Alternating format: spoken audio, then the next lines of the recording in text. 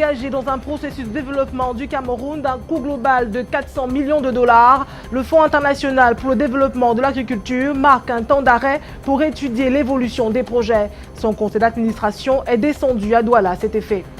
En culture, les acteurs de la série burkinabé Les Bobo Diouf collaborent avec le comédien Doudou Anon Glacé pour la production d'un film intitulé Amala Mala et demi. La première du long métrage se prépare déjà dans les villes de Douala et de Yaoundé. Et en sport, la CAN Égypte 2019 n'a pas fini de parler d'elle avec le départ des coachs de certaines équipes arrivées en phase finale de la compétition. Voilà pour la une.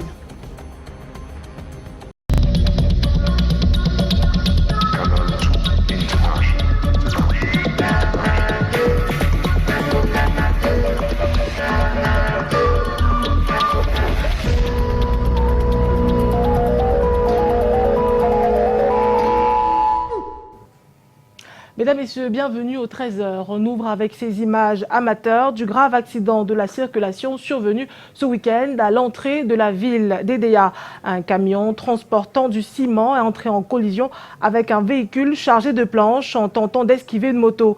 L'un des chauffeurs est resté coincé dans sa cabine après le choc. C'est après 20 minutes environ qu'il a pu être sorti avant de rejoindre les autres blessés à l'hôpital.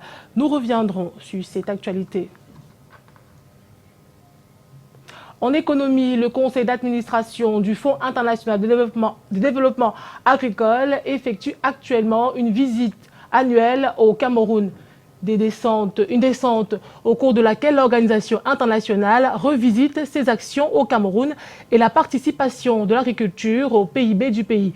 Réaction du ministre de l'Agriculture et du Développement rural au micro de Patrick Gouagna et Guy Fotso. C'est pour la première fois qu'une délégation des membres du conseil d'administration du FIDA se déploie en si grand nombre dans un pays. Et pour nous, après 40 années de collaboration avec le FIDA, nous sommes très ravis cette année, non seulement d'accueillir le Forum international mondial des jeunes, mais nous recevons une forte délégation du FIDA. Vous savez, le FIDA au Cameroun entreprend des relations importantes dans le développement de l'entrepreneuriat jeune, que ce soit en matière d'élevage, de pêche ou d'agriculture. Et le FIDA aussi, à travers un de ses programmes, développe des filières stratégiques pour nous, telles que le riz et l'oignon. Et le FIDA a permis à plusieurs régions non seulement de lutter contre la pauvreté, mais d'éradiquer la faim, tout au moins de permettre quand même de bénéficier des produits alimentaires, des vivriers, pour permettre aux jeunes de s'exprimer en milieu rural. Nous sommes très reconnaissants au FIDA pour la place de choix qu'ils font au Cameroun et aux jeunes et femmes camerounaises. C'est reparti pour la mission SEMAC sur la surveillance multilatérale. Elle est au Cameroun pour examiner la situation économique et financière de 2018 et des 2 années suivantes. Les précisions de Ghislain Pierre Essonneau et Luc Vonneau. Où se situe le Cameroun dans la mise en œuvre des critères de convergence de la SEMAC, la communauté économique et monétaire des États de l'Afrique centrale? C'est entre autres l'une des questions à laquelle la mission sur la surveillance multilatérale va apporter des éléments de réponse. Et pas seulement, car le contexte camerounais est marqué par la cessation temporaire d'activité de la SONARA, mais aussi le budget 2019 qui a connu une modification. La surveillance multilatérale va s'occuper des problématiques relatives à la cherté de vie, au niveau général des prix, des problématiques relatives au soutien du tissu industriel local, des problématiques relatives à l'apurement des arrêts par les États, des problématiques relatives à la mise en œuvre efficace et efficiente du budget de l'État. Si le Cameroun maîtrise son taux d'inflation, c'est aussi dû à cette loi du 11 juillet 2018 relative à la transparence dans la gestion des finances publiques. Un texte, faut-il le rappeler, qui insiste sur la légalité et la publication des contrats entre l'administration et les entreprises à la fois publiques et privées. La mission de la CEMAC sur la surveillance multilatérale va séjourner au Cameroun pendant une dizaine de jours.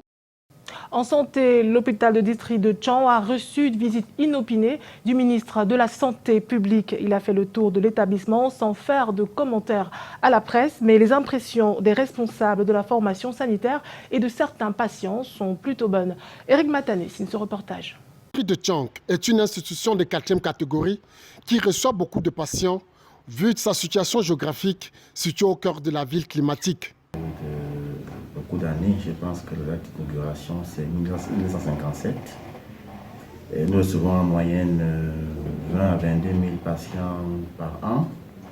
Et nous avons au niveau de l'hôpital, la plupart des médecins sont généralistes. Il y a quelques spécialistes, dont un gynécologue, un chirurgien, un pédiatre et quelques pharmaciens, odontostomatologues. Cette structure sanitaire a reçu la visite du ministre de la Santé publique, Malaouda Malachi. Après avoir fait le tour de cette structure et rencontré le personnel, il a demandé au directeur de lui faire parvenir leur doléance. Cet hôpital, qui date des années coloniales, croupit sous le poids de l'âge et la qualité de service est tout de même appréciée par les usagers. Je trouve l'hôpital de Tchang très bon, très propre, parce que je suis arrivée ici avec mon enfant qui avait le problème de testicules. Vraiment, ils m'ont soulagée. Ils ont traité l'enfant jusqu'à moi aussi. J'ai dit que non, merci. Après cette visite du patron de la santé publique, le directeur de l'hôpital et ses collaborateurs n'ont pas caché leurs sentiments. Le ministre dans notre hôpital, pour nous, revêt un grand intérêt. Et le personnel de l'hôpital de Tchang, par ma voix, remercie le ministre de la Santé publique qui nous a rendu visite. Nous sommes satisfaits. Étant l'unique formation sanitaire de référence à Tchang, qui accueille des étudiants en faculté de médecine de l'université de Tchang en formation et en stage, devrait sans doute être transformé en un hôpital de référence. En Ouest pour le Septentrion pour dire que le recensement général de l'agriculture et de l'élevage est en cours au Cameroun. La région de l'Adamawa vient d'accueillir la coordination nationale de supervision. La dernière opération de cette envergure a eu lieu en 1984 alors que ce recensement devrait s'organiser tous les 10 ans.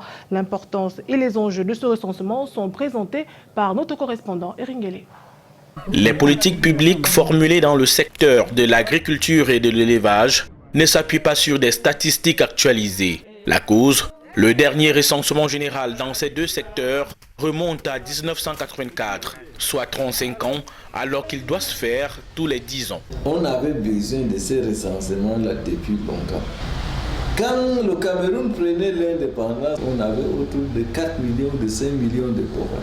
Actuellement, le Cameroun tourne tend vers 30 millions d'habitants. On dit toujours que c'est 5 millions de pauvres. C'est avec des documents annuels réalisés sur la base des enquêtes de l'Institut national de la statistique ou encore à travers des rapports d'activité des services déconcentrés des départements ministériels que de nombreuses décisions sont prises. Les statistiques, c'est quand même des données d'orientation des décisions. Vous savez que ces données sont obsolètes, donc on va partir sur de nouvelles bases pour connaître, n'est-ce pas, l'état du lieu. Si on a une idée sur le volume de l'agriculture et de l'élevage, on peut faire une projection de création d'emplois. Cet état des lieux montre l'importance accordée au recensement général de l'agriculture et de l'élevage. Dans le processus, la méthodologie et les outils de travail viennent d'être présentés à la commission régionale de supervision de l'Adamawa, nouvellement installée. Le recensement pilote a été organisé en 2017 dans 8 arrondissements des différentes zones agroécologiques du pays et a ciblé 6 295 exploitations dans l'Adamawa. C'est en Gaoui, dans le Mbéré, qu'il a eu lieu. Nous avons relevé toutes les contraintes qui pourraient éventuellement entraver cette opération. L'enquête pilote du module de base est quant à elle déjà en cours et mobilise 2500 agents recenseurs sur le terrain. Un nouvel appel pour la paix au Cameroun, c'est celui de la communauté Batsengla à travers son chef, Sa Majesté Fosokeng Solefak de Simon. Ils appellent tous les Camerounais à militer pour la fin de la crise dans toutes les zones touchées et un retour à la paix. C'était lors de la conférence de presse organisée en prélude au festival culturel à Peteux 2019. Je vous propose d'écouter le chef de ce groupement Bafou dans l'arrondissement de Kony. Il est au micro de Bertrand Tassé. Ce petit conseil que je produis en demandant à nos enfants de faire en sorte que la paix règne en leur sein, dans toutes les couches sociales, que le vivre ensemble soit vraiment notre règle de vie de ce moment. C'est le lieu d'insister, de prier vraiment le Dieu Tout-Puissant, ainsi que nos ancêtres, d'intervenir pour que la paix règne au sein de nos lieux. Les journalistes ont commémoré un voyage qu'ils ont effectué en Chine il y a un an, une commémoration qui donnait l'occasion de renforcer des liens d'amitié et de fraternité. L'événement se tenait dans un parc d'attractions de la ville de Yaoundé. Alain Gislen-Konga, Parfait Zambo. Des talents d'acrobate d'un primate en cage sous le regard amusé des visiteurs. C'est l'une des escales de la visite de ces hommes et femmes de médias ce 20 juillet à Eco Park à Yaoundé.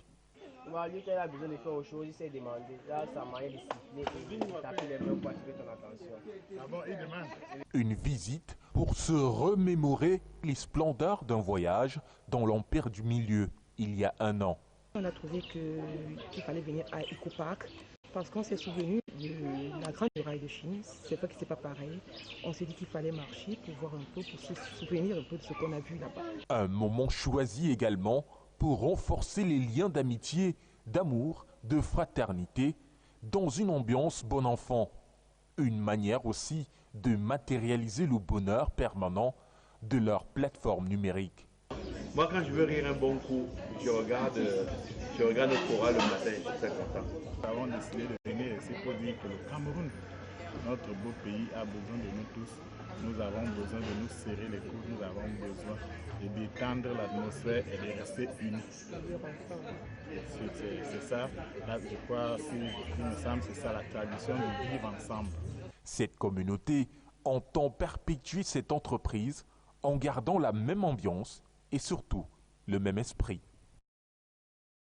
Les élèves de l'ENAM s'imprègnent du monde de l'assurance. Ce week-end, sur le campus de l'École nationale d'administration et de magistrature, ils ont échangé au cours de traditionnelles journées thématiques avec les experts de haut vol. Il était question pour ces élèves d'avoir une meilleure perception des assurances. Reportage Sorel Mbo, Luc Vonor. Les élèves de l'ENAM sont captivés sur l'apprentissage des différentes assurances. Certains prennent des notes, tandis que d'autres écoutent. Pour ces futurs décideurs, c'est le moment d'avoir un bref aperçu sur la question des assurances. Nous avons pensé qu'il était très important de nous adresser aux futurs étudiants, aux étudiants de l'ENAM qui sont de futurs dirigeants. Parce que dans leurs futures responsabilités, ils auront à diriger les communautés, ils auront à diriger divers intérêts qui font en sorte que un produit comme le produit d'assurance qui permet de résoudre un certain nombre de problèmes peut être un adjuvant extrêmement important. Un entretien avec les conférenciers permet aux futurs dirigeants de s'intéresser sur l'assurance qui depuis n'était pas connue. On nous a donné la procédure pour souscrire une assurance, on nous a donné le champ d'application de l'assurance, ça couvre les sinistres en cas d'accident, en cas de maladie. Nous avons une vision sur l'assurance, par exemple des personnes, des biens et bien d'autres. Et nous croyons qu'avec ces informations qui nous ont dispensées aujourd'hui, nous pourrons aider les gens dans la société. Étant le premier secteur dans les compagnies d'assurance, elle couvre d'un point à un autre. Culture à présent, des acteurs de la célèbre série burkinabé Les Bobo Diouf et le Camerounais Edoudoua non glacé dans un même film. Un long métrage intitulé À Malin Malin et demi est réalisé par Edoudoua non glacé. Il sera diffusé en grande première les 24 et 26 juillet prochains à Yaoundé. Les acteurs burkinabés viennent d'arriver au Cameroun pour ces événements. Voici un reportage de Lille Pijou. Imbécile! Ah, cette fois, c'est pas moi l'imbécile. Tais-toi, imbécile! Ah, tu as vu, il s'était trompé. Hein, Adulés par le public, leur rôle dans la série télévisée burkinabé Les Bobo Diouf captive plus d'un. Souké, Siriki, toujours ensemble, mais ne sont jamais en parfait accord. Fatih, la fofolle, et Soulé, le magicien. Depuis minuit et 15 minutes, ces figures du cinéma africain ont atterri à l'aéroport international de Douala au Cameroun, tout heureux de partager leur bonne humeur communicative avec le public camerounais. Tu arrives dans un pays qui est en avance de 2 heures que toi. On ne sait même pas on est à quelle heure. Mais le plus important, on est arrivé. C'est du rire. C'est notre identité, ça. Ouais, ils vont rire. On se sent comme chez nous, il n'y a pas de problème, on vient juste d'arriver, même si on est fatigué, ça va tout doucement, ça va. Cameroun est un beau pays, où le climat, vraiment, il n'y a rien de tel. C'est bon, on est là pour le lancement du film Malin et Demi. Mais les gars aussi, il a fait ça trop moins cher. Comment ça? 5 000 francs seulement. C'est pas possible. Ouais. Mais et ton agent de pâté? C'est ça, vraiment, c'est ce qui m'inquiète même. Et nous sommes très contents d'être là. Et on va s'amuser ensemble. On invite tout le monde à sortir massivement pour le film Malin et Demi. Ces acteurs majeurs des Bobo Diouf sont également des vedettes du film réalisé par Edo Douanon Glacé intitulé Malin et Demi. On a promis que les gars devaient venir par rapport à la projection du film Malin et Demi qu'on a eu à tourner il y a de cela 1 an. Donc ils sont venus là pour la projection. Les cinéphiles sont attendus en salle ce mercredi 24 juillet à Douala-Bercy et vendredi 26 juillet au Palais des Sports de Yaoundé pour l'avant-première de ce film qui relate les péripéties d'un patron mauvais payeur avec son personnel. Un long métrage qui signe le retour en force devant le public du comédien Edo Douanon Glacé après plusieurs années d'absence. Sport Cannes 2019, la compétition joue les prolongations dans ce journal. Alors qu'au Maroc, Hervé Renard a décidé de plier bagage. Le cas d'Aliou Cissé est en suspens au Sénégal, malgré la finale disputée et perdue face à l'Algérie. Les précisions de Marc Chouamot. Hervé Renard n'est plus le sélectionneur du Maroc. Le technicien français de 50 ans l'a annoncé ce dimanche sur son compte Twitter.